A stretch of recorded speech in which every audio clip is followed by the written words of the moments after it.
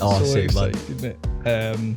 I guess in terms of the intro, mate, the man who generated £1.8 million worth of leads for your clients in 2 years, Yeah, which man. is kind of spread across over 16,000, do you say? Yeah, 16,000 leads and then around the 1.8 million in revenue from a mix of leads converting and e-commerce campaigns, man. That is mental, mate. That's been fun. Absolutely mental. So in terms of getting started also in lead gen, we speak about probably in the sessions and stuff like that within the focus groups. Speak quite openly. Like Scott speaks a lot about like sought after skills, for example, and how a skill like something like the lead gen side of things, I feel like it's something that so many people require. They require paid traffic. They require to take their business to the next level, to go from organic to paid traffic. What kind of made you get started in it and want to provide it for others? Yeah, so I can remember like the exact moment I got into marketing. So I was in high school watching TV. Advert came on the telly. It was Paco Rabanne's promoting 1 million. The guy sprayed the aftershave, got the girl, sprayed the aftershave, got the car, sprayed the aftershave, rolled the 66. I was like, nah, I need to buy that. And then I thought, like, hold on, this advert's made me want to buy an aftershave I've never smelled before. Like, how can that happen? And then like, I asked my mum. She said that was advertising. I was like, nah, I need to look into this. It like triggered something in me. Yep. And then going into 5th and 6th year, I was doing business in high school. Marketing was a subject and that, loved it. Ended up doing advertising and PR in college. Went on to do international marketing in uni, graduated, worked a couple of jobs in between, and then, yeah, worked with a marketing agency for 9 months after uni. Got promoted twice. It was going amazing. I thought I was just going to work my way up the ladder. But then it got to a point where I was running like social media campaigns, organic content, a little bit of Google stuff. I had about 9 clients before I left, before I get made redundant. I actually planned on launching myself because I was like, hold on, I've got 10 clients here. I'm generating leads and making people a lot of money. I'm generating leads for properties. I was like, this got to be worth more than £7 an hour. I was like, and I could do it myself because I didn't have really much management telling me what to do. I was just looking after the clients. And then, yeah, got made redundant and I launched my business like 3 days later, just thrown into the deep end, man. Focused on like social management, lead generation. I was just taking on anything at the time. Then just the value where I could provide the most value was in lead gen for clients, getting the best results, best returns. And it actually was a lot easier to manage than social content. Like if the clients are happy with the ads and they're working. You don't need to constantly come up with new things every day.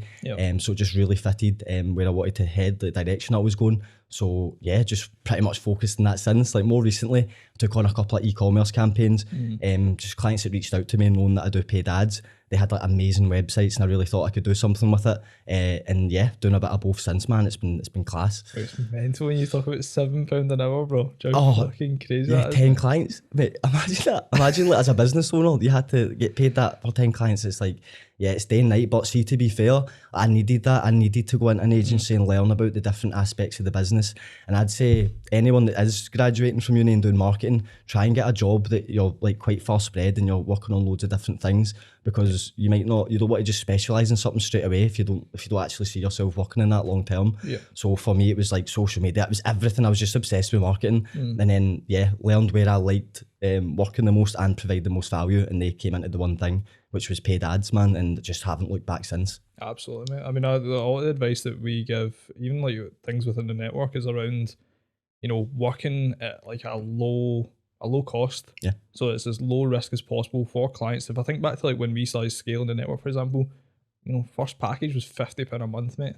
And that was like, that for me was like, cool, this is as minimal risk as possible. The only element of risk for an individual is the time that they have to invest in it. So I just need to make it worth their time.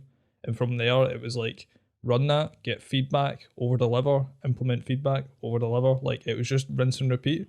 And I've done that for everything we've upped our pricing. That same process has been repeated. We've upped the pricing, delivered the value that we believe matches the price, and we end up over delivering. We generate feedback of how to improve it further. Once I'm implementing the feedback, ask for more feedback on what we've implemented, then up the price. And we've literally repeated that process probably 4 or 5 times now, where we're now up at clients pay a £500 commitment fee to join the network and then £200 a month retainer. That's 10x the commitment fee and then fucking 4x the retainer. And the prices have been going up in January as well, man. So it's crazy, mate, because I think that a lot of people miss that part. It's all about getting paid your worth. It's all about fucking like all that kind of. I don't know how to phrase it, but yeah, it's like people really like to start high as opposed to starting low, working up, having minimal risk for clients, and then just basing your pricing off a portion of however much you make somebody. Yeah, confidence thing as well. And yes, see, way back at the start, so when I was in college, I knew I had to get my feet in the door, and I worked for free. I worked for a branding agency. I went in every Thursday and done a shift with them because I knew that, like, okay, I wanted to get paid, but really the direction I was going, like, I had to get experience first before I start demanding all sorts of money.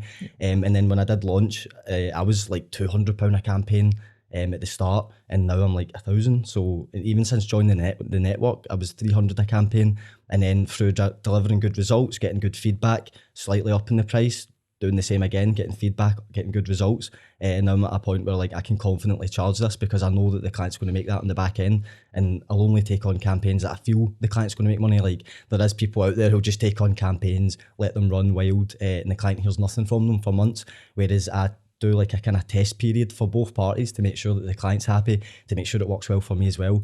And then we can think about something longer term. But it's important to kind of work your way up, and confidence is a big part of pricing, man. Definitely, mate. Would you say that is the best? That would be your piece of advice for anyone looking to come into a space of something like lead gen? Oh, yeah, 100%. So I would say in terms of lead gen, so if you're not wanting to run paid ads straight away, just create a social account. You know what I mean? Get used to social media and kind of content creation and stuff, but then watch on YouTube, learn how to run ads on YouTube. And if you have like a family friend or someone close to you that you could run ads for free, they just pay the ad spend and you just do it for free to get case studies and results. That's 100% the way I'd go. I actually wish I'd done something like that when I was in college, because I didn't really know about paid ads until after leaving uni. Whereas if I had that experience throughout my education, then I could have left into a much higher role, like with more responsibility and maybe better direction as well.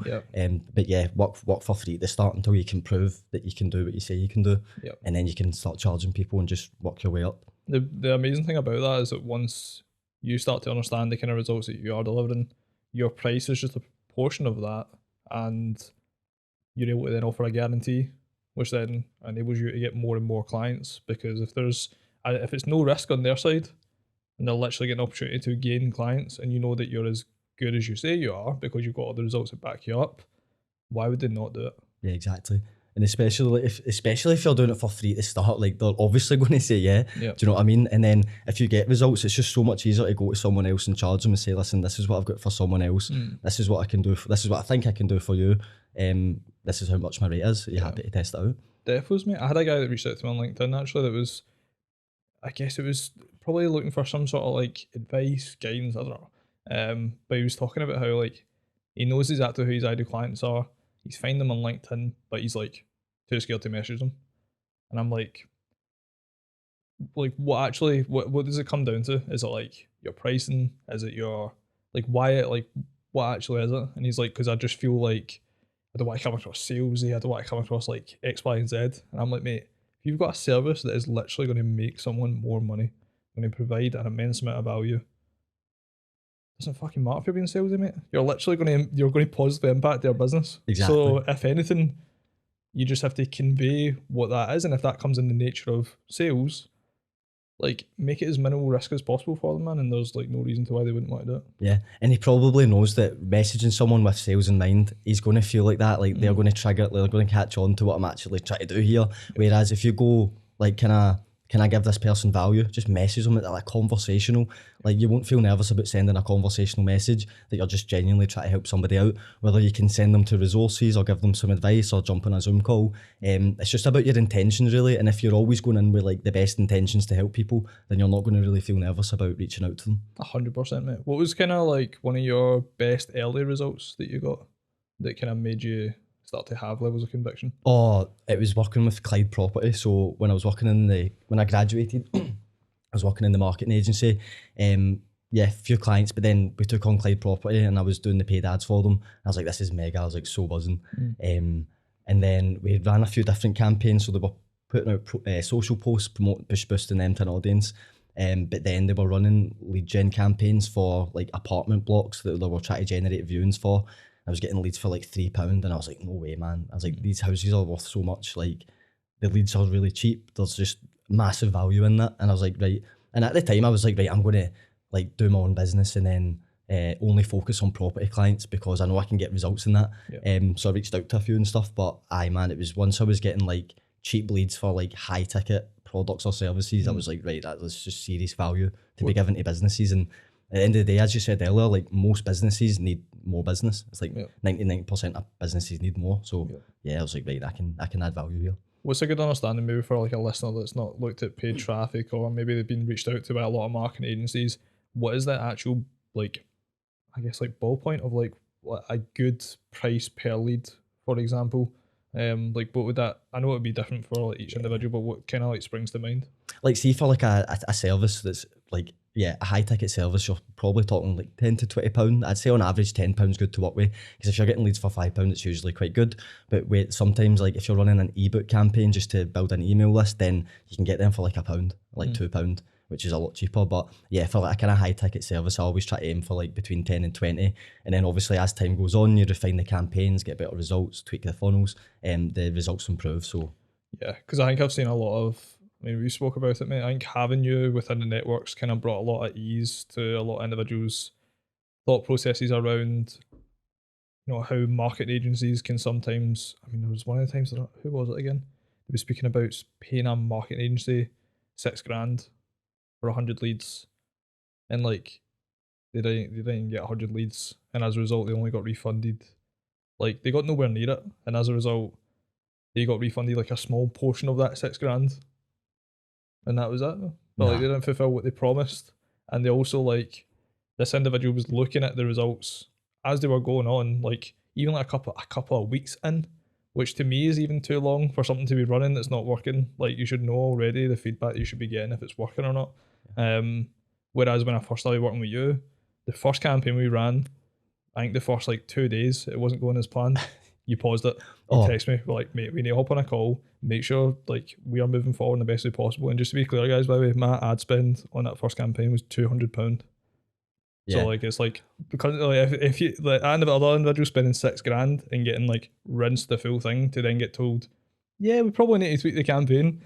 Whereas with Conor, I spent 40 quid. I don't know how they sleep at night, mate, honestly. So yeah, I remember we launched the Facebook campaign, mate. Everything from my end was set up to have a successful launch, like strong creatives, simple funnel, mix of target audiences, like the three kind of basics, good strong hooks, clear call to action, like the lot. So I was like, this is going to work. And I predicted again, like pure 10 to 20 pound leads.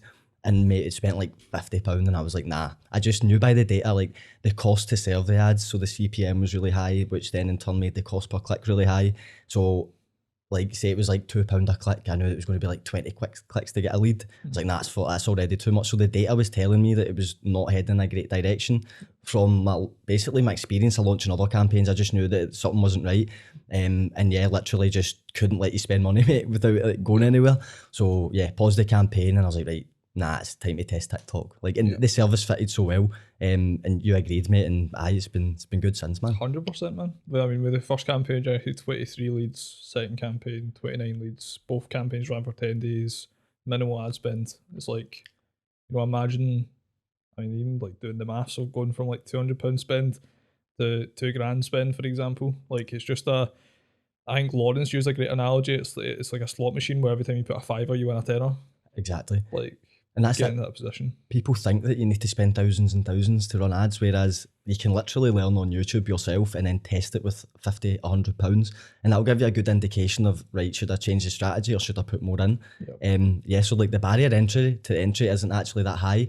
On Facebook, I think it's like £1 or £2 a day that you need to spend, whereas like TikTok's £20 a day. But even a 5-day campaign in TikTok, like you're going to get good data and know if it's the direction you should go, and you don't need to pay marketing agencies thousands and thousands a month to get leads, because there's people, the chances that someone's done a YouTube video running ads for your type of service already is pretty high. Yep. So you can go on and see how other people are doing it, make it relevant to your business, tweak your funnel similar to theirs, and then run it for yourself. Yeah, that's a perfect example of just being incredibly resourceful, mate. I think a lot of people, they just don't know where to start, what to look at without, because they get approached probably by those bigger companies that have like, and like sales guys in place to just do cold outreach. So like that's what they're seeing firsthand. So they're probably thinking that is the entry level to come in and get paid traffic to their company. Where in reality, like if you're resourceful enough, you could find, for example, the course that you provide, like that would give anyone enough knowledge to run their own ads to a very high standard, and the price is like what, for example, what did you say the price was again? 199. 199. 199 just now, yeah. Like that to me, rather than spending fucking $6,000 that you've not got, for example, or even coming in like say coming in and paying for like the service that you provide to do it for them, like the £1,000 a month retainer on top of like ad spend, like for like a startup company, probably like not viable. No. Yeah. So it's like to be probably at those early stages where you just do need to be more resourceful, or it's like then it gets into the kind of like, should I get investment? Like start looking at other areas, but in reality, like if you are at the early stages where you're not generating enough capital to look at something like that, you have to be more resourceful. You have to find other opportunities, which YouTube videos, courses, like to get you the best understanding of it. Without a doubt, mate, it's class. Yeah, oh mate, see throughout my whole like time of running business, like YouTube has been like my biggest educator. Like genuinely, anytime you're stuck with a problem, anytime you need to learn something new, get insight, go to YouTube, man, you're going to learn it, and then it's just putting it into practice and actually doing something with it, rather than there's a lot of people are guilty for watching things and not actually implementing it and reading books and stuff like that. And yeah, it's taking action is the biggest thing that's going to get you there. You kind of ran through like what you see as like a good campaign. You spoke about hooks and stuff like that. What would be some examples? May not necessarily examples, but like what do you look for in a hook? A hook is something that calls out the target audience and then provides them value. So for example, could be entrepreneurs, are you looking to scale your business? Or it could be homeowners, are you looking to move on to your next property? Do you know what I mean? So calling out the audience straight away so that they know it's relevant to them. Because if someone watches a video, especially TikTok ads, if they watch a video for 3 seconds and they don't think it's for them, they're not watching it. And then the whole thing's pointless. So it's literally the first 3 seconds. Same with the ad text on Facebook. The first sentence is going to make the person read the rest, unless your creative's absolutely fantastic. Do you know what I mean? But yeah, hooks so important. Like LinkedIn, Eton, Twitter, everything, ads, the lot. Yeah. How'd you get better at preparing hooks? Look at my LinkedIn. Nah, kidding. Nah, I'm kidding on. Preparing hooks, it's just like short, punchy. If you can add stats or outcomes, like outcome focused things are always the best. Because you're painting the picture of what it's like to have your service and be successful from it. So yeah, outcome based things, stats, figures, especially text based hooks. Like if you can add a stat or a number, people just love that stuff, man. They're going to read more. What would be an example of an outcome based hook? Homeowners, find out how you can sell your property with no hassles. Like, do you know what I mean? Something like that. Yeah. That's really good, mate. On the spot. I was watching an ad there, mate, fucking in person. There was kind of some other things that you put in place that you spoke about, call to action, for example, as well. That's probably something that maybe even I'm still trying to like learn more about, where people will have like the same call to action in every single post, for example. Whereas some other individuals have the kind of opinion of like not asking for anything from their audience. Like, what is the kind of fine line kind of between that, I guess? So on ads, like you need a hook on ads to send them somewhere. In terms of organic content and generating leads, like it just depends what the purpose of the post is. So if it's one of your kind of salesy posts that's promoting a service, like put a call to action that provokes engagement. So ask them a question or something, and then your actual call to action you can put as a comment that has a link. That sends them there. So on LinkedIn, you don't want to be too pushy. I think people say like 1 in 5 or 1 in 10 posts should be like a kind of sales focused one that benefits you, and the rest should be like value. If I'm putting hooks on call to actions in LinkedIn, it's probably asking a question, asking people's opinions. What do they think of this? Have they got any advice? That's the way I do it in LinkedIn, man. Definitely, mate. What were some of the other things you highlighted? Because you went through like hooks. I've like went from like the top to the bottom. What's some of the stuff in the middle? So yeah, strong hook, and then outcome based things. So rather than just listing features, like think about the features and what benefits or outcomes do they give the people, so you can list them. Strong call to action, and then good creatives, man. So whether it's in Facebook that has like a popping image, whether it's TikTok that's got a really fast paced kind of bright video that's going to attract and keep attention. And then as well as a mix of target audiences. So people I'm going to target people this age and this age, and they basically you get one shot to get it right. Whereas if you're testing multiple target audiences, the algorithm's going to serve it to where it's most likely to get better results, and then you can start pausing, refining, adding, and basically you just get to a point where you take all the best components. So you want to do a mix of ads, like a mix of hooks, a mix of call to actions and whatnot. And then when you start to see what's working from the data, you want to take the best components of each ad and then put them all together and start making super ads, mate. Super ads, mate. Super It's like ads. some super noodles fucking locked in. Nah, that's all. Incredible value, mate. And I think anyone probably listening that's probably in a position where they're doing organic traffic or organic marketing and such, you know, those, I think the hook is the most important that needs to know what they're doing to begin with, and probably the individuals on LinkedIn, your content definitely, individuals like Matt Barker, Yeah, definitely. and Justin Welsh as well. Justin Welsh, yeah, like they've got that shit on lock, mate, like without a doubt. It's mad the numbers they're generating, man, and like the growth rate from it as well. And the thing is, they're giving everything they learn, they're just giving the value, they're just passing it on, man, for free, and it's just brilliant to be part of. Defos, mate. What's been like your most important lesson in business so far? Do you know what? I thought something less would come up, mate, genuinely, and I was like, I've got two. So the most important lesson is who you spend your time with, like whether that's clients, your network, friends. Like if these people are positively impacting your life, helping you while you're helping them, then that's brilliant. And the second one, kind of to do with that, is if it's not a fuck yeah, it's a fuck no. So that's a big one for me recently, because my mind's just like, mate, I have so many ideas, I work on so many like different side projects and stuff like that, and I really need to focus my time down a bit more so I can scale certain parts of the business or certain models more. And I've had to start doing that. Like if it's not a resounding yes and it's a resounding no, I need to start using my time a bit better. Yeah, I like that, mate. I really like that. I think that's something that I think the Bible speaks a lot about it in terms of like if it's just exactly like you said it, probably just worded in a different way in terms of like if you're in between deciding whether or not it's a yes or a no, like it's most likely a no.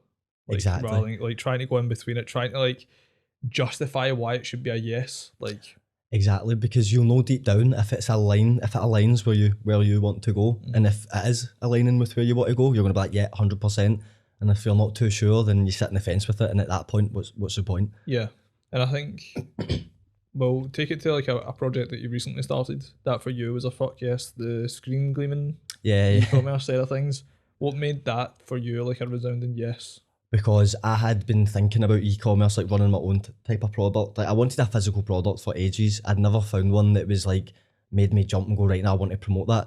It was something that I don't think that Screen Glimmer is going to be the biggest business in the world, but it's something that I wanted experience in. Like having a physical product, creating content with it, building my own e-commerce website, sending traffic to it, tweaking it, dealing with shipping and stuff like that. These are all skills that I didn't particularly have through lead generation that are going to benefit me and my clients now for the rest of the time, because I know what it's like to build and run an e-commerce business. Obviously it's a few weeks old, but yeah, I've now got that experience and that I can really empathize with e-commerce clients because I've done it and I know what it's like.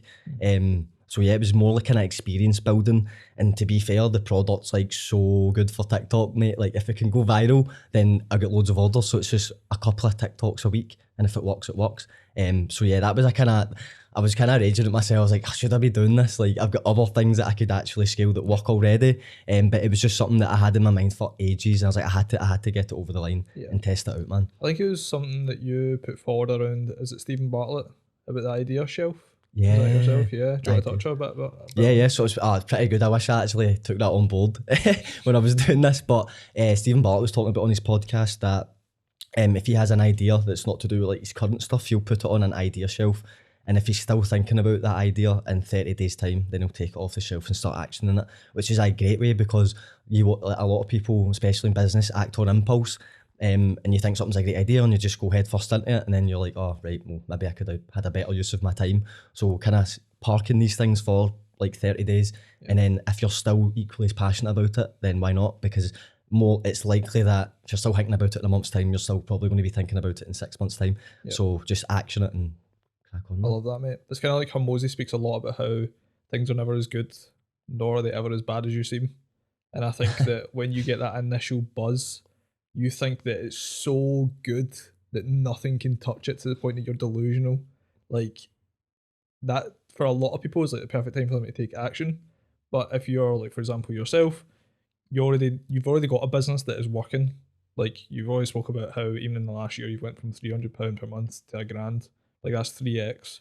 You've got more clients now than you ever did in the past also.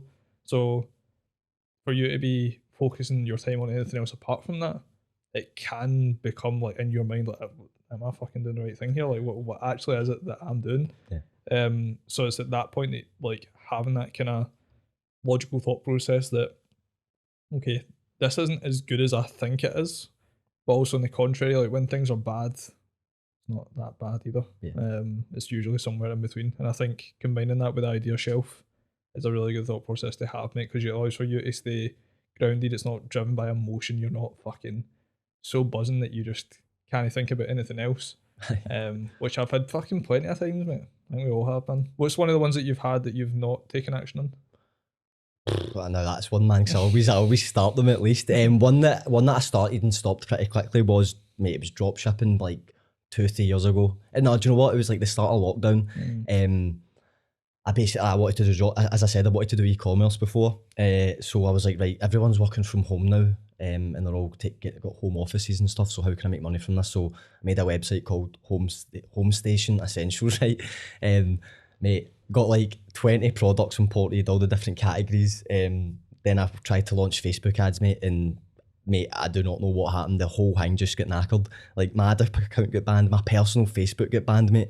So the ad accounts I was using for clients I couldn't even access, and luckily Facebook got it sorted within a day, which was great. But yeah, that really put me off because I didn't know whether it was like, does Facebook know that it's drop shipping, or is it because I'm optimizing for selling in America? I just didn't know what the issue was, and I was like, right, it's causing far too many headaches to continue with. So yeah, just put that to the side, tried it, move on to the next thing. Stephen Bartlett talked about something as well, like knowing when to, like, quitting is for winners. So knowing when to quit's like essential. So I could have kept going with that and really kept pushing and kept facing setbacks, whereas I was like, nah, I've accepted that one's not going to work for me, can move on to the next thing. Which it's quite important to be able to let go of things as well as take on things. Definitely, because when you quit, like, there's plenty of lessons around that essentially, and also I feel like people can attach their whatever it is that they're currently doing to like their identity in terms of like, cool, I need to do this screen gleaming business for the rest of my life. I'm a screen gleaner. Do you know what I mean? Like, it's not a thing, mate. It's not a thing. Like you, like, I think it's in Happy Sexy Millionaire. I think that's probably why it's front of mind, because that's the book that I'm reading just now. Which, like, Stephen Bartlett speaks about how, like, following your passion is like bullshit, which, like, subjective, a lot of kind of different opinions around it. Probably like maybe I've got some small bias about the fact that I literally like followed like gaming, like that was my passion, monetized it. But it's not necessarily like my own bias doesn't mean, like, the one that to cloud like my thought process around it. But anyways, within the book he speaks about how like his 7-year-old niece or whatever age it is, whatever age she is, like she loves blowing bubbles in his face, and that she would do it all day if she could. Like, he's like, I would hope that when she's 25, that's no still her passion. And that kind of got me, like, that really got me thinking about, like, you know, people will get really passionate about something maybe when they're like 16, 17, 18, and then they'll kind of paint an image about what it is that they want to achieve, and then they get there, they achieve it, it's maybe not what they thought it was, but they don't change because they're like, they don't know any better. And they think that that's like, that was all I ever wanted. Now that I've got it out with the actual fuck. It's like they're stubborn with themselves. And I'm quite lucky. So when I do these projects, like this doesn't take away from my client time. So like 9 to 5, I'm working on my clients and that's it. They'll never get neglected. And then because I like marketing so much, I do these things in the evening. It's like, well, what am I going to do? Sit and watch TV or play PS4? So I'm just like, nah, I just want to test. I want to do marketing, have fun, build things for myself, build assets, learn, help people. Like, I just feel as if that's so much better use of my time. And yeah, that's the thing. Like, if you have these kind of these ideas that you've parked on the shelf, if you can do them at the weekends or do them in the evenings when it's not getting in the way of what you're currently doing, then why not? Like, what are you going to do? Like, go sit in the pub? Do you know what I mean? There's better options out there. That is facts, mate. I mean, I think about how much I fucking love, like, what I do, to the point that, like, even last night, mate, I'm sitting on a Friday night at my desk on a call with Ollie till 11:45 at night, like, on a Friday night, where, like, I love, see, when I get a little reminder to myself that, like, majority of people are out getting hammered now, and I'm sitting here doing this, and it's like, for a lot of people, they get like this kind of like FOMO, like, oh man, I should be going out. Whereas for me, it's a buzz, mate. Knowing that I'm like sitting, putting in hours. Aye. Like, I always think back to like the COD side of things as well. As soon as I was finished practice and I had an event coming up, I'd shoot 1,000 bots, which took about an hour and a half.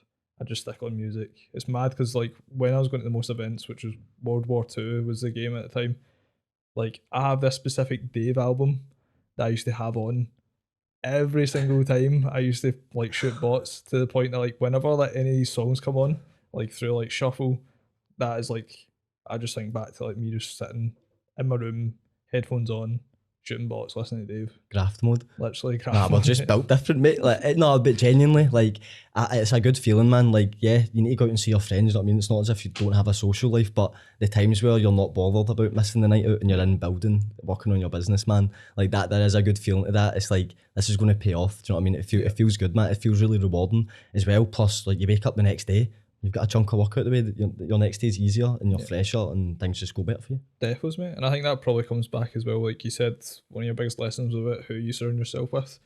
Like if you're around people that aren't doing that, like you feel alienated, you feel like you shouldn't be doing it. I remember I used to get that quite a lot, man. Like, you know, like you shouldn't be doing X, Y, and Z. And I'm like, but why? But like in my thought process, like I want to do it, and I don't see any downside to doing it.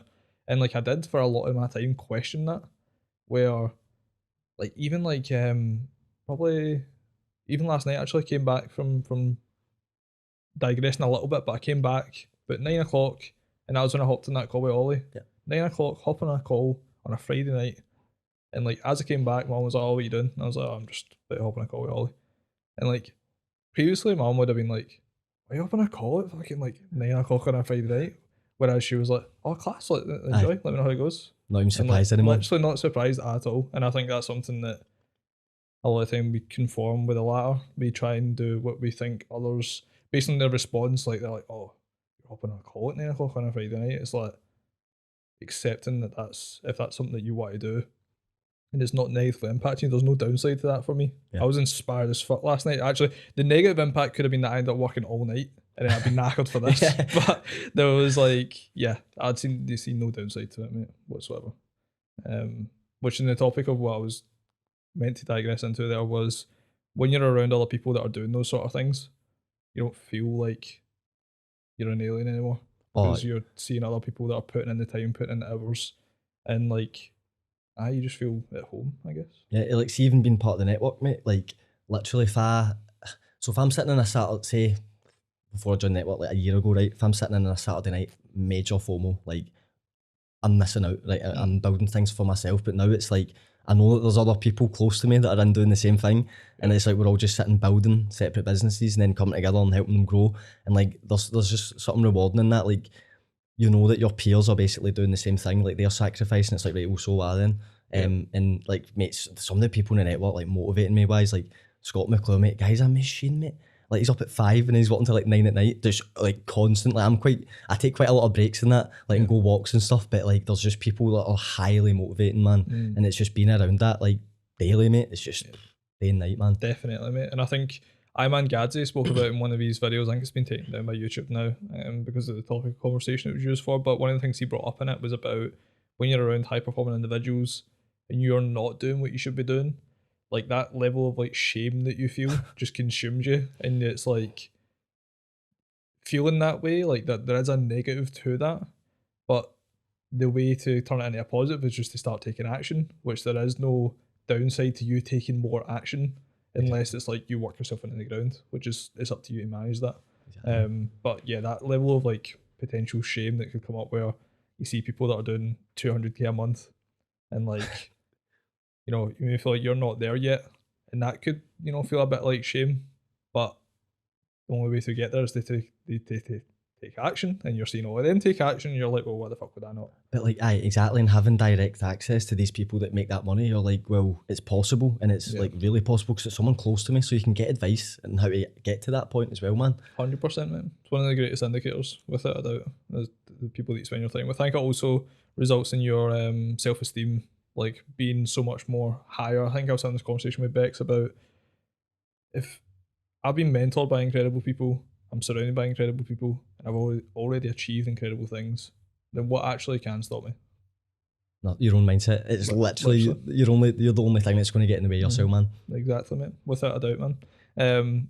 We spoke about also the screen gaming thing.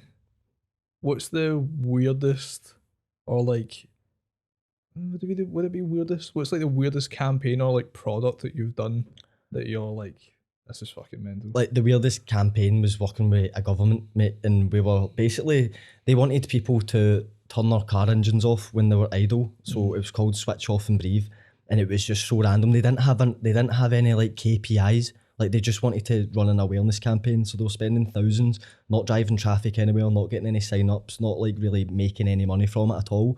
And just running ads telling people to turn off their car engines. I was getting people messaging, like commenting saying switch off and die and all that.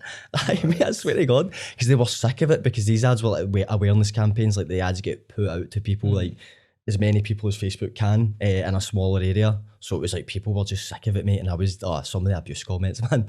It was just total random. I've not really had a pure obscure like product or anything like that. Like I've like done ads for like EPOS systems, so like cash registers and stuff like that, which is pretty random. But yeah, the switch off and breathe one was just like, why are we doing this? Like, I get it, it's the government trying to stop emissions and stuff like that. Like I get it, but it's the money they were putting into it. I was just like, surely that can be used elsewhere, like for better reasons and stuff. But it was just such a weird one, man.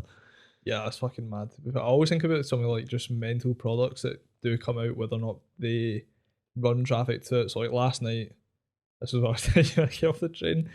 Got home last night at 9 and to hop on that call. Opened my door, man. Just got hit with an absolute smell of shit, mate, from my room.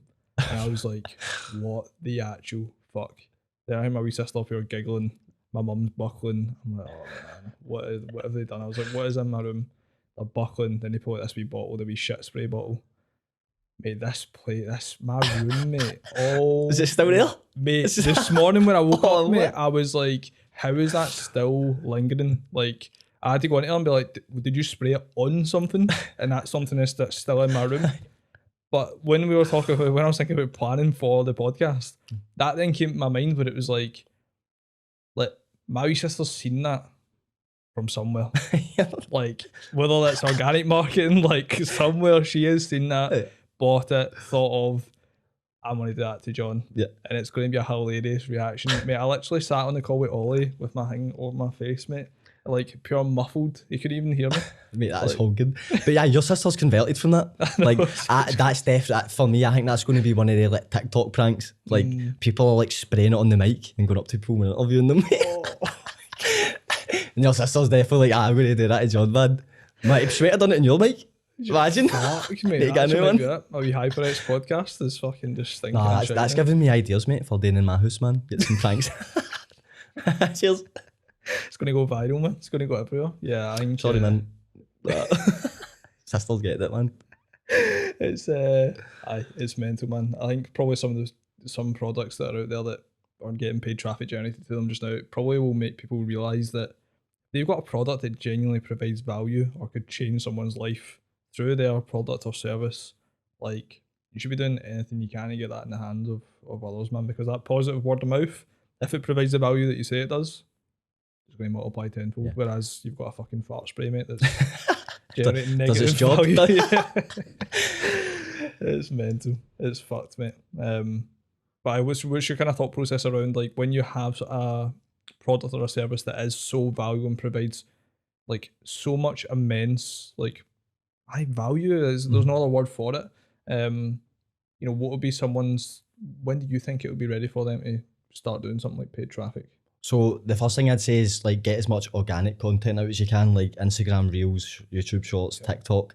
Demonstrate the product, like show the value. Don't just tell them about the value, literally demonstrate it as much as you can. And basically once you've got a couple of successful creatives from that organic stuff, like people are interacting, they might be going through and buying, you know that people are liking that and they're converting from it. So then you test a small budget with that creative. It doesn't have to be high budget either. Like it can literally be, to be fair, TikTok, like the homemade videos are the best ones. People demonstrating products in their room, influencers just in their bedroom highlighting like what they gain from the product and stuff like that. So yeah, the homemade stuff is going to be great. So start with organic. Make sure that like people like your creatives. Make sure people are buying for first. Like if you've got an offer that people aren't buying, ads aren't going to help that. Like people don't want your product or service, or at the price that you're putting out there, ads aren't going to help it. So it's like make sure people are buying. Then have you got a funnel that people are converting from? So when you're posting on organic, are people going through to your website and buying? right, okay, is it 1 in 100 people that's doing that? Is it 1 in 30? If it's 1 in 100, you might need to tweak the website more before running ads. I think like 3% conversion rate's probably about average for like sending paid traffic, let's just say. So yeah, we'll work out your data, like how many website visitors are converting. Then if you've got a funnel, so your offer work, you've got creatives that are doing well, you've got a funnel that people are buying from, and you've got a product that's a good offer because people are already purchasing it. At that point, you're probably good to run ads and at least test a small budget anyway. And how would maybe someone like get the data that you're like speaking about, for example? How would you advise to get that data? So if you've got a web person or if you run your own website, go onto the analytics, try and set up Google Analytics as well. That's going to give you the website sessions and then just compare that to the people that have purchased. And then in terms of organic content, like you'll know that this video is getting 10 times more views or 10 times more engagements than my previous ones. And then just test another couple of combinations of that. And if it's consistently doing better, then you know that that's a kind of winning creative that you might test out in ads. Definitely, mate. Because especially with TikTok ads, like a lot, especially see with products, like physical products, like a good strategy to do is to make it not feel like an ad, just make it feel like a homemade video and then just promote that. Definitely, mate. Aye, that's class, man. Class advice, as always, well, that's what I was expecting. And the topic of probably TikTok, probably what we've experienced on certain posts is probably like quite a bit of hate, like you were saying about the government side of things, what people were saying. Anyone that obviously has watched the Scott McClure episode, like Scott gets some amount of fucking shit man. on his He's posts, got a tough skin on him, man. He does, mate. He absolutely does. Would you, like, in terms of, what would be like, any of your advice for someone that wants to come into the TikTok space to then run paid traffic? Because in the paid traffic, it's going into the eyes of people, like as many people as possible. And as a result, there is going to be a percentage of individuals that don't want to see that shit. Like the stuff that you said about the government, people commenting mental stuff. Would you have any advice for people to then handle that? Handle it. So see at the start, right? So I actually, like when I made my first TikTok account, like I had like 20k followers after 10 days. I got lucky with my first idea and done like 12 videos on it and it just went viral. And I was getting a lot of hate, like people commenting about my ears, like people saying like I look like all these MMA fighters with pure cauliflower ears and stuff like that, mate. I was getting quite a lot of hate. People saying I was just an outright liar for putting out social media stats. And at the start, I didn't really care because I was getting the results. So I was getting the followers and the impressions and the likes and all that. So I was like, oh, I was riding off that wave. But then that kind of died down and the comments kept coming though. And I was like, oh, what? And there was, I remember it, there was like a 10-minute period where I was like, have I made the right decision? Should I be doing this? And then I just went, mate, no way. Like these are anonymous profiles, right? Like even on your ads, on your organic content, it's anonymous profiles. It's like, well, the people that are commenting hate, 90% of the time they're anonymous. Yep. The other 10% of the time it's probably constructive feedback. If they're willing to put their identity to it, just take it on board. So for example, I think we'd run a campaign and people were talking about like accents, right? Yeah. And mate, we put subtitles on the ads. Like people, so if we didn't get that insight, like we might not have had the impulse to change that so quickly. And I think the cost per lead dropped by like 30 or 40% straight after that. So that could have been a hate comment that you take to heart and you don't do anything with, or you go, in fact, nah, maybe they're actually right. And then you take it on board. So you'll know when people are just being malicious, then just ignore it. Like, I know that's easy to say, but literally I'm still getting hate comments every day now. Like, about the stats, about me personally, the way I look, whatever. People say I look like Jeffrey Dahmer and all that. And I'm like, oh my God, I'm not wearing my glasses on TikTok again. That's who that I mean. That's who bang out, man. But you just need to take it in the chin at the start, and then it just becomes just water off a duck's back, really. Yeah, I think probably conviction plays a huge part in it not affecting you or like anything. Because if I think back to like the gaming side of things, when I was putting out a lot of TikToks on like Warzone games that I was getting out, high kill games, fucking dropped the European kill record video that went like semi-viral, like the video beforehand, and mate, some of all the comments I was getting was the fact that I was like cheating, that I was like doing something behind the scenes to then get like easy like lobbies to get these kind of numbers. Mate, there was one of the videos that went viral, got like, say viral, 250k views, and there was thousands of comments about how I was a cheater and how I should get off the game and how I was embarrassing and blah blah blah. Like, it's hard to kind of describe something like that and it to correlate with having no impact whatsoever. Like, I found it hilarious, man. I know a lot of people would say that, like, oh, you're just saying that to then like deflect, and then like you go back and then you think about it. Like, I had no emotion towards it because I had so much conviction behind the fact that I'd played COD all my life. It was my go-to game. It was the game that you know, I had so much conviction that, for example, one of the times in school, mate, I got a text from one of my mates, and he was like, "Oh, there's this guy. He's playing in these public matches. He says he's better than you. Can you just hop on and come and just play him?" And I literally rolled out of bed at like 1:30 in the morning, mate, just in my boxers, turned my fucking PlayStation on, literally just 1v1 them, smoked them, got off, went back to my bed, never spoke about it ever again. Still half And asleep. it's literally like the conviction levels of like when you become so good at something, like the comments and all the other shit, like it literally just, like you said, what if I ducks back? I think probably like Scott, for example, like in his mind, he's generating so many leads, generating so much business, impacting so many people. Yeah. He's in a fucking villa in Croatia, living the absolute life to the max. His conviction levels within business are going to be through the roof, man. So any negative comment, it's literally going to have no negative effect on him whatsoever. Because he knows deep down that, like, for you, you know deep down you're not a cheater. You know it's from the hard work you've done, so you're not questioning your own identity from what other people are saying. Plus, as well, like, don't take advice from someone. No, don't take criticism from someone you wouldn't take advice from. Do you know what I mean? Like, fair enough, if someone's criticising you that's maybe in your field or like has done a lot more than you, then maybe you take it on board. But like, these people don't have experience in it and like that you're doing, and they don't know your intentions behind it. So like the TikToks that I'm doing just now, people are commenting saying, "What a waste of time! Go do something with your life instead of revealing fake followers." I'm like, mate, I'm getting paid to do it. Like people don't put these things together. They don't know your intentions. They don't know you as a person. So you can't take it personally. Harder to say, and it's easier to say than actually do. But yeah, 100%, mate. It's fucking mental shit on TikTok, man. that's Absolutely made mental. wild. Gen Z savages, man. You're forced in for you. Probably one of the things that I want to talk about, mate, was that when we originally met, you were considering going back and getting a job. Yeah. And from probably everything we've just discussed over the last hour, it's probably the last thing that people would have thought that you would have been considered, or you've considered it multiple times when I've known you. And it's probably good to shine some light on that to then relate it, because there will be people watching this that will be a solopreneur, they're just doing their own thing, and they're feeling it, man. Like, regardless of how much they make, they could be making 5 figures a month, like, but not feeling it as fulfilled and not knowing what to do as a result of it. And a lot of times you can almost like you believe that you're an extroverted individual that requires time with others, and you feel like that was playing a massive negative impact on you if you just run a business from home yourself, mate. What would be your kind of advice for someone that's feeling that way, and how did you overcome it? Yeah. So I said earlier, like, I haven't looked back. Like, sometimes I've had a wee peek and kind of thought about taking a job, and it's just like, for me, it was the not switching off. So like running a business, especially by yourself, like you need to be there. Like Saturday, Sunday, you need to be there if there's an emergency. You need to kind of check your emails and stuff like that. And I guess being around people that motivated me is what stopped me going back. So I have literally looked at jobs. Mate, I've looked at jobs in dog shelters because I was like that stressed out over times. I was like, nah, I just need something that's going to guarantee me money and make me fulfilled. And I was like, nah, I can do that with an own business. Like, do you know what I mean? So then it's just having the right conversations with people.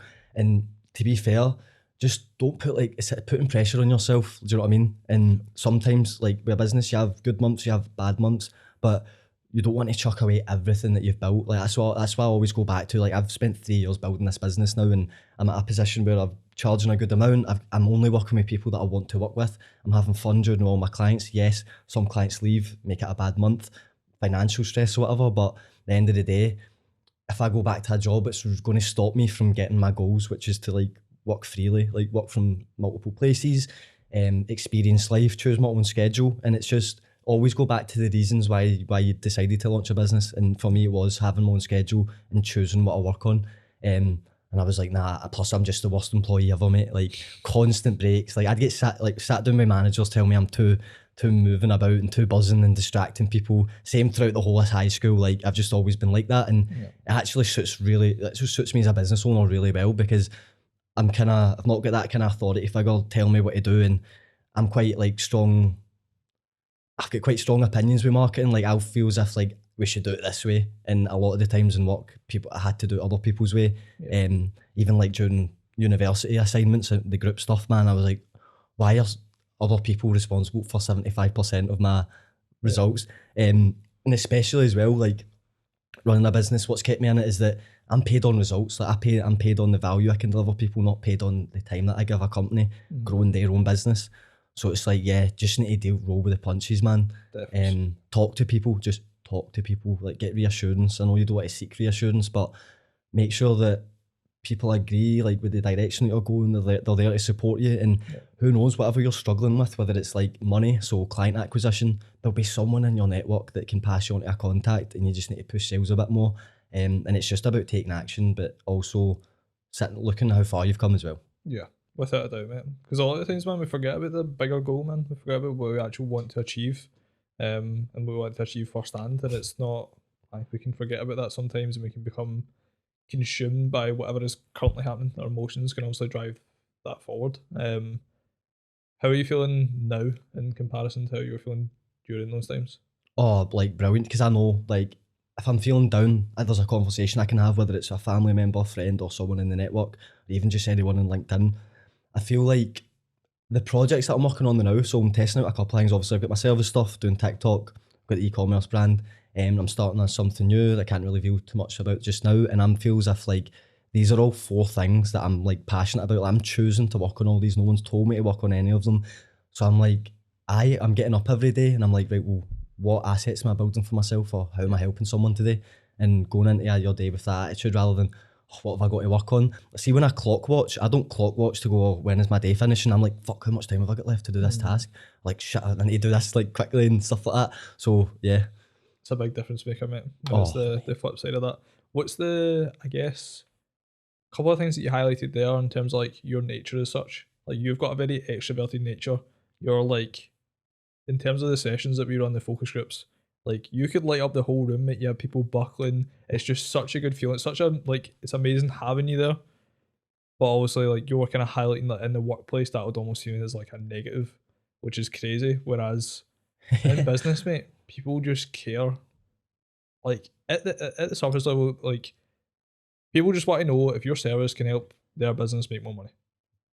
And if your service is able to do that, then it doesn't matter if you're sitting fidgety at your fucking desk while you do it. Like no matter whatsoever. And obviously we're getting into deeper stuff in terms of like fulfillment and stuff. If people want more from your service, like obviously that's what they want more. They want more from your service. Whereas when you're in a workplace or when you're at uni, there's just so many like lines that you need to just like, or like a box that you need to like stick in, mate. It's crazy, man. I know it's a joke, mate. Can't remember where I'm going with this. It's fine, mate. I was what I was thinking was that when you had that kind of when you have that extroverted nature and you've basically like made that a part of your business and the service that you provide, and you've not what would be the word, suppressed it. You've not suppressed it whatsoever, mate. You've continued to be yourself. And maybe in other elements like your content that you're producing, like we spoke about before, we joked about you coming on about how you get like robotic and when you're creating content, but like in every other aspect, when you're speaking with clients, when you're in the group sessions, like you're just being you, mate, and people just love it, man. Yeah, do you know what? And I'd like, I'm not trying to film on boots here, but I'd say that's my best selling point, that when I jump on a call with a client, I'm not just being dead serious and trying to push a sale to them. Like I'm buzzing, I'm talking about their business. I want to find out how I can help, if I can help. Just passionate, man. And not being that kind of corporate call and all. I'm just jumping about, speaking my normal accent. And I think like on the networks, on the sessions, man, like it's good. Like it's a buzz. Like it's genuinely, I'm like rattling after it for like an hour. I swear to God. But people can bear with it because it's a couple of hours a week. Same with clients, it's a couple of hours a week. But mate, if you're sitting with me 10 hours a day, man, like my mum's sick of it, mate. Like I swear, like I'm sitting working and then I get this mad idea or like this really good bit of news and I'll just fly downstairs, man. Just bust into my mum's room. She could be working on a call, mate, and I'll just bust in and go, oh shit, like, and then go away. And it can small doses, I think. It can definitely be used as a superpower, mate, because a lot of people fucking like when they're working on a business, like if you have like a business, like for us, for example, the operational time of the network is about 3 hours a week that we are delivering the service as such. Yeah. In terms of like preparation and overall management of the network, yes, it's much more than that. But a lot of the time it's focused on working on the business, improving it. And like, say like having like you on the calls or even having consistent calls with you, like I could imagine so many business owners that not only buy from you so that you could make them more money, but buy from you so that they could regularly talk to you. Yeah, do you know what? One of the clients that I took on recently, they were working with a marketing agency that was charging them a fortune. They were getting no communication, literally like no reports in 4 months. They did not know what they were making back from their money spent. And within half an hour of jumping on the call with them, they were like, what? Like, this is, how can your service be like this compared to what we were used to? And I'm on a call with them once a week, like they're WhatsApping me, like talking like friendly. Do you know what I mean? And like, that's what it's about, man. It's about working with people that you actually like. I don't work with people to just make money. I want to help them and I want to get along with them and build connections. And yeah, working with people that actually like you as a person and have your best intentions at heart, like it's blows everything out the water. Like, honestly, like lead gen has a bad rep, like especially on LinkedIn. Like if you message someone say you're a lead gen, boom, you're getting blocked so fast because the amount of people that just sell you dud leads, or they take on a campaign and don't communicate with you for 4 months, or they let you spend 6 grand without making a penny. Like these are all like, just poor communication. It's like literally about communication. If you want any form of longevity, you have to communicate well. Definitely, mate. Is that something that you've consistently worked on? Or do you think you've just always It's just that's just something I want to do. So any client I've taken on, I want to. So after like the monthly reports, I want to jump on a performance call with them. I don't want to just send them the next steps and go, this is what I'm doing. Right? Is that okay? Yeah, via email. Like I want to talk to them about it because yeah, you're just building that relationship and you're being totally transparent that they know even if the results start to dip, that you're fully honest and you'll be upfront about it, and it just gives the client the confidence that they're with the right person. Yeah, definitely, mate. What's one of the things that you're like currently working on from a personal aspect of improving in terms of your service? In terms of my service, so do you know what? It's not actually applied directly to my clients, it's my focus. So if I'm like building an ad campaign, say it will take me 2 hours or whatever, there'll be times that I'll pull my phone out, or I'll change a song, or I'll do something, or I'll take a break. Whereas, see if I could lock in a lot more and just focus for that hour and a half straight without any distractions, like my clients will probably get better value because I'm not distracted at all, but also I'll get more done, which then in turn is more value for people. Because that's all I want to do is just provide value via marketing. And yeah, so the more focused I can be, the more I can get done, the higher quality I can get done. So that's for me, like kind of reducing my dopamine kind of things, like try to be on my phone less, like eating better, going out more, not watching TV and stuff like that. So that's what I'm kind of working on at the moment. Definitely. Focus and really locking in. Yeah, absolutely. I think so many people relate to that, man. It's so fucking like, I was going to say it's so hard, but I know that that's just the language that I'm using around it. It can be easy if I just continue to like actually work on it and be aware of it. What's one of the things that you probably worked on at the early stage of the business that you're now very good at? Very good at? Oh, so do you know something? Since I launched my own business, I've just done referrals. There was one cold email campaign I done for garden room leads, that was promoting a kind of product at the time. But yeah, so for the past 2 years, it's literally been referrals. Can't remember where I was going with that, mate. Can you? Just in terms of like the one thing that you maybe weren't so good at to begin with, and then you've now became better at. Sales. So yeah, literally. So I worked when I left the marketing agency. Me and kind of business partner at the time, Kelly, we shared an office. Kelly done the sales, I'd fulfilled the marketing. We shared an office for like a year. It was amazing. Kelly ended up moving on to another opportunity, which was amazing. And I hadn't done sales. Do you know what I mean? So I wasn't used to it, man. And now it's like I don't actually push for sales. I'm literally, all I'm doing is finding out about their business, what they want to do, if I can help, and giving them a suggestion. Like that doesn't feel like sales to me. I'm talking about marketing. So that's something that like now, if I'm on a call with someone that wants my service, it's very rarely that I don't send over a proposal to work with them. So that's something that it's just built naturally. So listening to Kelly, dealing with all the sales calls whilst I was doing the marketing, kind of building up that knowledge and confidence. Because see, my first couple of sales calls, mate, I literally had a full page of notes, what question to ask, like writing it down and that. And now I'm like, I can just do it like without even thinking about it, man. And I don't think about it. It's just I've got certain things in my head that I need to find out, and then I just put forward what I think's best for them. Absolutely, mate. I've never agreed so much with something in all my life, mate. I literally used to have a full-on script in Notion, mate. Bad boy script that I would like try and like go word for word my position statement when I hopped on the call, like all this, like. Whereas now it's like, I do the prep beforehand in terms of looking at their business, what they're doing, how I believe that the network could potentially help them from just consuming their content. But yeah, nothing is prepped, mate. I was like Jordan Belfort straight line system. I was like, nah, I need to loop them back in. If they've gone off topic, I need to loop them back in and stuff like that. And it's like, there's certain things you need to cover, but I was very, very anal about it. It's like, no, it needs to be done this way. It needs to be these questions in this order. And now it's just like so natural in comparison. Which you'll probably agree with is like, also I've been learning a lot from David Plant, for example, actually, who I really want to get in the podcast. And for anyone that doesn't know David, he's someone that's, you know, generated a stupid amount of money. Like I think it's like over 10 million in sales in the last 6 years, which is just like bonkers. He's an incredible individual at sales, and being able to have him in the network and have him in the corner, where there was a period of time where I was like, look, man, I really want to improve my sales. I'll pay you for it. Like I don't care. Like I just want to be able to lean on you and learn from you. And he was like, mate, I want zero money from you. Like just voice note me whenever you have something that you want my opinion on. And whenever I'm driving between sales call, like driving between wherever he was going, he was like, I'll reply to you in the car. Might be muffled, but like, you know, I'll be able to give my opinion. And having him in my corner, mate, it must have been consistently for about 2 months. Every time I had a sales call, first thing I do, pick up my phone, voice note David, tell him how it went, tell him the areas that I felt uncomfortable, and then just ask for feedback around it and how to pivot it. So like one of the things I was terrible at was I would say to somebody, like for example on Friday there, I'm going to send over a proposal for you in terms of how I believe the network can help you. Watch it and let me know what you think. Zero deadline, mate. Zero, like there is nothing there. Yeah. Like that, like cool, what is he going to watch the video 2 weeks from now and tell me 4 weeks from now if he wants to join the network? Like on the call on Friday, for example, it was, look man, I'm going to send over a proposal, you can get back to me by Monday, we can get you in a session for Tuesday. Like even elements of like subtle scarcity around like the fact that Christmas is coming up, we've only got X number of sessions, so we got to get started beforehand, then we need to make sure it happens then. Like they're all things that I was not doing, mate, whatsoever. That is so natural now. And it's like people really kind of obsess about like, I need to become good at sales, I need to become good at sales.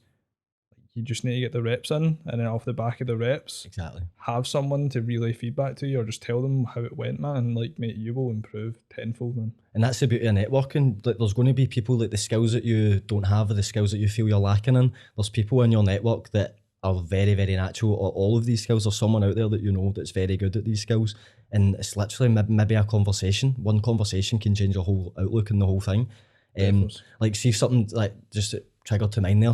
When I used to go to interviews, when I was younger, I used to make so nervous, man. Like forehead sweating, like shaking, sitting all closed off and stuff like that. And then I seen a quote and it was like, pretend you're the interviewer. Like you're seeing if that company's a good fit for you. And it's the same with a sales call. I'm not going on that call to go, oh, I hope that they buy from me. Like I'm going on to say, do I want to take on this client? Is it a good fit for me? Is it where I want to go? And see when you flip it so that you're the interviewer, like whether it's sales, or interviews, anything, it just pure changes your mindset instantly. Definitely. And you're like, nah, I'm in charge. Yeah, 100%. There's a quote that springs to mind that maybe from the humble poet, I'm reading Unlearn 101 Simple Truths for a Better Life just now. One of the quotes is, we need to stop focusing on what the world can do for us and start focusing on what we can do for the world. And that's like, in sales, mate, I would go on calls or like the initial thought process of, for example, just now, the pricing's 500 quid commitment fee. I'm like, cool, man, we sign this client, that's 500 quid in the bank. As a result of that, we're going to be able to, you know, the lifetime value is 10 months, so we're going to generate, you know, $2,000 in retainer fees, blah, blah, blah. Like, all this shit about what that's going to do for me. That means fuck all in sales, mate. It's all about like how the network can provide value to them. And if I don't focus on that, none of that is going to happen, mate, whatsoever. And I think that's probably been something that like people kind of, I guess for me, like I used to think about converting clients all the time. And it was like, I feel like I was manifesting the wrong thing, which people listening to that, they'd be like, how are you manifesting the wrong thing if you're manifesting converting clients? I changed my mindset to manifesting that I would provide enough value on the sales call and be able to truly demonstrate how the network could help them, because that is what truly matters. Because if I'm able to truly help them, then the revenue is going to come alongside it as well. It's a win-win. I was just touching, what did you say just before that? I was going to touch on a point now. I can't even remember. I'm brutal for that, by the way. My brain is 100 now. Oh, man. Sorry, mate. It might come back to you. Was it around the quote, or was it around was it before that? What, after that? After that? Chatting, mate. In terms of also what you've got planned, mate, I mean, how long are we going for, Paul? Oh, sorry, it came back. 105, cool. It came back. So you said that like the focus was getting money in. So when I like built my TikTok ads course, my focus at this time was like, right, I want to sell this many courses per week and stuff like that, and I want to make this amount of revenue. And like I felt this pure obscene pressure that I didn't have something. So rather than chasing towards something to gain, it felt as if I didn't have something.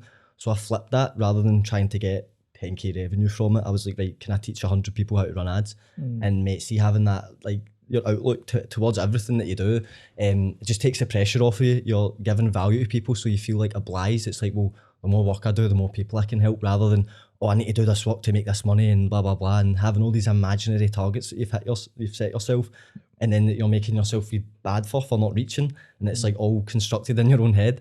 So I just changed it, man. I was like, right, I want to teach 100 people how to run ads, and then from that, it's like it just took a weight off my shoulders, man. Yeah, and definitely, mate. Because we associate like so much pressure with money, just based off previous programming. If we've came from a family that's maybe not made a lot of money, or they're not already financially free, there's a lot of pressure around that, mate. So yeah, shifting that mindset to providing value for others, and then understanding that revenue and money will come as a byproduct of that. Exactly. Aye, you're paid in accordance to the value you provide. Yeah, without a doubt, mate. With some of the things that you've got in the works, mate, that you're going to be working on over the next, obviously you've got that one project you can't talk about, which you're excited about, but yeah, what are you going to continue to be doing? So next 2023 is going to be big on personal brand. So I want to be working remotely. I want to have opportunities coming my way, that I always kind of have a pipeline of opportunities, because if I'm working and traveling, like, clients come and go. It's just a part of life. So it's having that kind of security of opportunities constantly coming through. I'm launching a newsletter this year, so that will be launched hopefully in December. And that's just to build my email list, to build my personal brand, because you're at the mercy of all these social platforms like LinkedIn. Like, you say that one dodgy comment, that's your LinkedIn taken away, and then that's your stream of leads gone. So it's having multiple, kind of building assets, having multiple lead sources, so that if everything went to shit one day, I can blast out an email saying I'm looking to take on clients, and then there's a list of people there dying to work with me.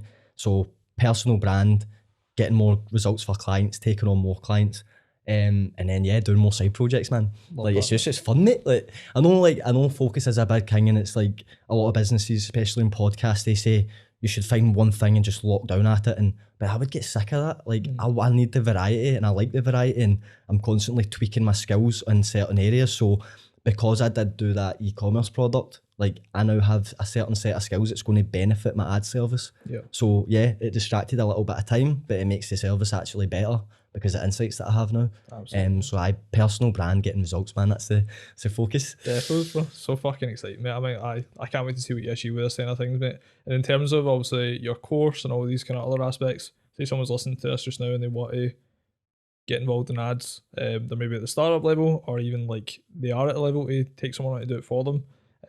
Where can they find you?